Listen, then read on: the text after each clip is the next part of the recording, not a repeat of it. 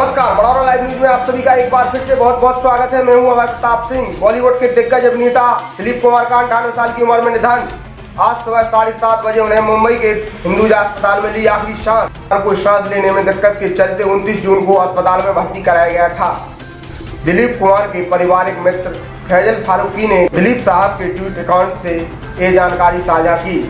इस खबर के सामने आते ही सोशल मीडिया पर हिंदी सिनेमा के कई दिग्गज सितारे ने अपना शोक जाहिर किया। ये दुखद खबर बुधवार सुबह सामने आई और उनके साथ ही कई सितारों ने अपना दुख जताना शुरू किया। एक्टर ईशा देओल ने लिखा, दिलीप कुमार आप आ जाएंगे। सराय बानू और उनके परिवार के लिए मेरी संवेदना, ईश्वर उनकी आत्मा को शांति। कुमार ने ट्वीट किया, शायद पूरी दुनिया के लिए वह एक सारे हीरो होंगे, लेकिन हम एक्टरों के लिए वही असली हीरो थे। दिलीप कुमार सर अपने साथ एक पूरे युग को ले गए। मेरी संवेदना परिवार के साथ है।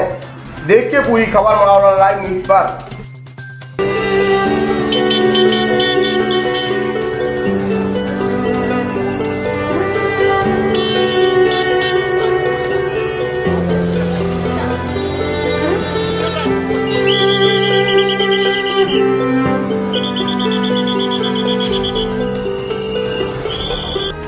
मोहन, हाँ सरदार।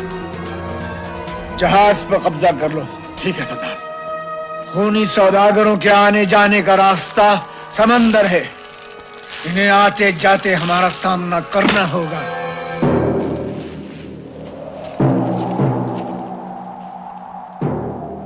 हमें हिंदुस्तान के इस खून की सौगंध है मोहन। हम इस खून से आसमान पर इनकलाब लिख देंगे, क्रांति लिख देंगे।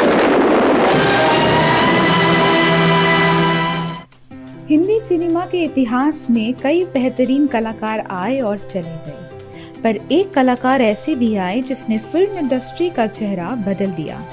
उनके अदाकारी से एक्टिंग की नई परिभाषा का जन्म हुआ।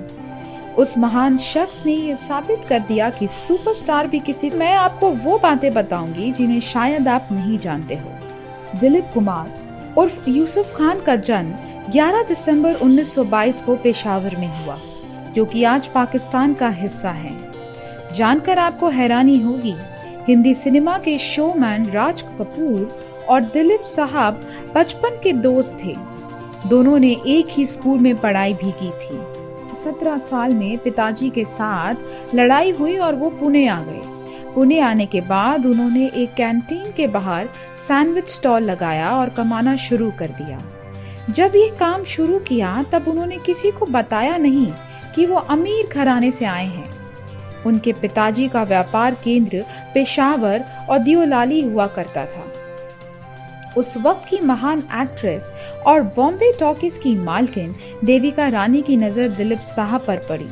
उनकी उर्दू और इंग्लिश की समझ देखकर देविका रानी ने दिलीप साहब को बॉम्बे टॉकीज में स्क्रिप्ट राइटर के तौर पर रखा। देविका रानी के कहने पर उन्होंने 1944 की फिल्म ज्वार भाटा में पहली बार एक्टिंग की। साथ ही उन्होंने अपना नाम यूसुफ खान से बदलकर दिलीप कुमार कर लिया। नाम बदलने की सलाह उन्हें देविका रानी ने ही दी थी। शायद ये एक गलती हो सकती है, पर एक वक्त ऐसा भी आया था जब उन्हें हॉलीवुड की फिल्म ऑफर हुई थी और दिलीप साहब ने उस फिल्म में काम करने से मना कर दिया। फिल्म का नाम था लॉरेंस ऑफ अरेबिया और इसी फिल्म को 1963 में सबसे ज्यादा ऑस्कर अवार्ड मिले थे। और जिस कैरेक्टर के लिए डायरेक्टर डेविड लीन ने दिलीप कुमार को कंसिडर किया था, उस कैरेक्टर के लिए भी बेस्ट सपोर्टिंग एक्टर का नॉमिनेशन मिला था। इंडिया में फिल्म फेयर की शुरुआत 1956 में हुई और दिलीप कुमार पहले एक्टर थे जिन्हें सबसे पहली बार फिल्म फेयर बेस्ट एक्टर का अवार्ड दिया गया। ये अवार्ड उन्हें 1952 की सुपरहिट फिल्म दाग के लिए मिला। Film fair best actor award 7 बार जिसने हासिल किया वो भी दिलीप कुमार ही हैं। ये रिकॉर्ड महानायक अमिताभ बच्चन और शाहरुख खान से भी नहीं टूटा है। 50s में दिलीप कुमार अकेले एक्टर थे जो सबसे ज्यादा फीस लेते थे। बताया जाता है कि वो करीब 1 लाख रुपए लेते थे। अगर इनकी तुलना आज की जाए तो 50 करोड़ लेने वाले एक्टिंग के गॉड यानी कि रजनीकांत से तुलना हो सकती है। 50s में उन्हें ट्रेजेडी किंग कहा जाने लगा और दिलीप साहब के डिप्रेशन के पीछे भी यही वजह थी। दिलीप कुमार अशोक कुमार को अपना गुरु मानते थे।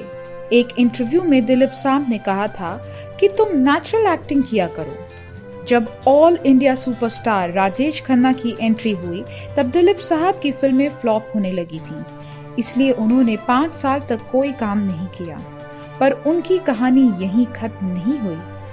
जब 1981 में उन्होंने एंट्री ली तो एक बार फिर से अपना जादू पेश कर दिया, पर इस बार दिलीप साहब ने सिर्फ कैरेक्टर रोल निभाने शुरू किए थे। क्रांति, शक्ति, मशाल, धर्म अधिकारी, कानून अपना अपना, सौदागर, किला, ये वो फिल्में हैं जिनमें दिलीप साहब ने कैरेक्टर रोल निभाया और आज भी ये फिल्में टीवी पर चलाई जाती हैं तो लोग बड़े ही प्यार से देखते हैं। 1960s की ऐतिहासिक फिल्म मुगले आजम दिलीप कुमार की आज तक की सबसे ज्यादा कमाने वाली फिल्म है। सुनकर आप हैरान हो जाएंगे, पर दिलीप साहब ने एक इंडियन एक्टर के रूप में सबसे ज्यादा अवार्ड जीतने का गिनीज वर्ल्ड रिकॉर्ड बनाया है। हालांकि Guinness world record Asha Bhosle, Kumar Sanu, Sameer अंजान, ऋतिक रोशन, सुनील दत्त, जगदीश राज ने भी बनाया है। 1967 की फिल्म राम और श्याम ने डबल रोल कैरेक्टर का इतिहास बदल दिया। इस फिल्म में दिलीप साहब ने डबल रोल कैरेक्टर निभाया था। कहानी ये थी, राम और श्याम नाम के जुड़वा भाई हैं जो बचपन में ही अलग हो जाते हैं और बड़े होने के बाद मिल जाते हैं। हिंदी सिनेमा में ये प्लॉट आज भी यूज किया जाता है। दिलीप साहब की पर्सनल लाइफ की बात की जाए तो सबको पता ही होगा कि उनका पहला प्यार मधुबाला थी। इन दोनों की लव स्टोरी 7 साल तक चली, पर एक दौर ऐसा भी आया जब एक साथ सेट पर होते हुए भी दोनों एक दूसरे से बात नहीं किया करते थे।